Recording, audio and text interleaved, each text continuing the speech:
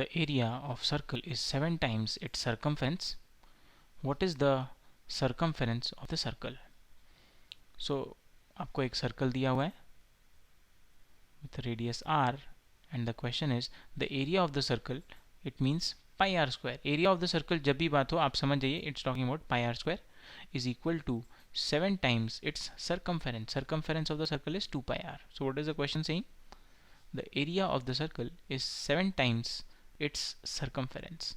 What is the circumference of the circle? आपको 2 pi r निकालना है. क्वेश्चन बोल रहा है pi R square is equal to 7 2 pi R. Now you have to calculate 2 pi R. अगर आपको 2 pi are निकालना है मतलब आपको रेडियस निकालना पड़ेगा. अगर आपको रेडियस निकालना है तो आपको ये इक्वेशन सॉल्व करना पड़ेगा. Let us see how.